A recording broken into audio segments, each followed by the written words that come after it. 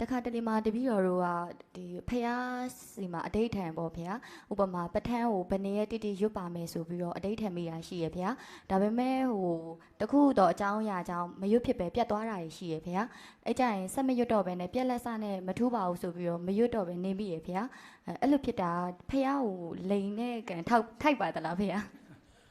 လိန်နာမဟုတ်ပါဘူးဒါကိုအတိတ်ထံပြတ်သွားတာပဲရှိတာလေကိုအတိတ်ထံနဲ့ဆိုတာအရင်နဲ့အများနဲ့ပြောမှုပါတယ်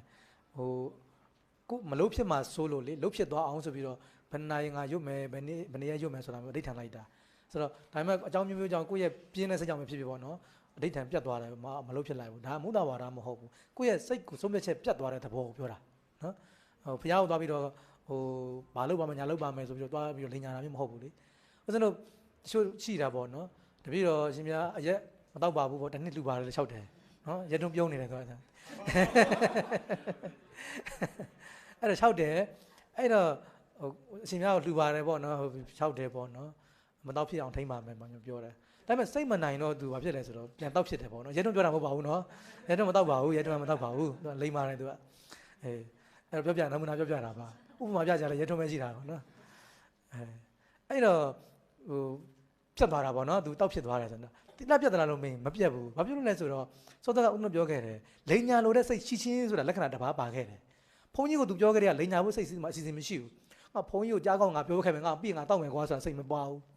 ပြောတော့အမှန်ကန်ပဲတကယ်စိတ်ရင်းတယ်သူတော်ကောင်းစိတ်ဝင်နေတဲ့ခဏလေးမှာသူပြောလိုက်တာပဲတော့သူရောမှစိတ်ဝင်တာတော့မတက်နိုင်ဘူးပေါ့နော်ဆိုတော့အဲ့လိုပဲဆက်ပြောလက်စားနဲ့ခုနကဆက်ပြီးတော့ပေါ့နော်ရဟန်းတော်တွေမှာခိုးတဲ့ပါရာဇိကလေခိုးတယ်မှာပြီးခဲ့တဲ့တစ်ခေါက်ကပြောလိုက်တယ်ရွှေတမတ်ပေါ့နော်ငါးဘဲပေါ့နော်အဲ့တော့ငါးဘဲကိုခိုးရင်ပါရာဇိကကြားတယ်ငါးဘဲမပြည့်ရင်မကြဘူးလို့ပြောတယ်အဲ့တော့ပထမတပဲလောက်ခိုးတယ်တပဲလောက်ခိုးပြီးတော့သူကစောင့်စည်းမယ်ဆိုတဲ့စိတ်နဲ့ဒေသနာကြားလိုက်တယ်ငါဒါခိုးတာမကောင်းဘူးပေါ့နော်နောက်တစ်ခါငါမခိုးတော့ပါဘူးဆိုပြီးတော့တကယ်အမှန်ကန်စိတ်နဲ့သူဝန်ခံပြီးတော့ဒေသနာကြားလိုက်တယ်နောက်မှမတူတော့စိတ်ပြန်ပေါ်တော့ပြန်ခိုးပြန်တယ်တက်လိန်ညာမဟုတ်ဘူးဒါသဘောလားမသိဘူးသူအမှန်ကန်ပဲပထမတော့သူတော်ကောင်းစိတ်ပေါ်လို့မခိုးပါဘူးလို့အမဘန်တွေခံပြီးတော့သူဒေသနာကြားလိုက်တာပဲနောက်ခိုးလို့တဲ့စိတ်ပြန်ပေါ်လာတယ်ဒါလိန်နာမဟုတ်ဘူးเนาะဆိုတာကအဲ့လိုမျိုးပေါ့เนาะဒီဂတိပေးတုန်းကလိန်ညာဖို့စိတ်အစီအစဉ်မရှိဘူးเนาะအခုဆိုသီလတွေယူကြတာပဲလေအာမဘန်တွေတို့ခံပြီးသီလယူကြတာပဲတကယ်စောင့်ထိန်မယ်ဆိုတဲ့စိတ်နဲ့ယူတာပဲလေနောက်အကြောင်းမျိုးကြောင့်ပြတ်သွားတာကတော့ဂတိပြတ်တယ်လို့မခေါ်ဘူးဟို sorry ဒီလိန်ပြောတယ်လို့မခေါ်ဘူးပေါ့เนาะဒါကြောင့်ခဏကဘုရားစီမှာအဋိဌံတယ်ပြီးအဋိဌံပြတ်သွားတယ်ဒါလိန်နာမဟုတ်ဘူးဘာလို့အဋိဌံကလေးက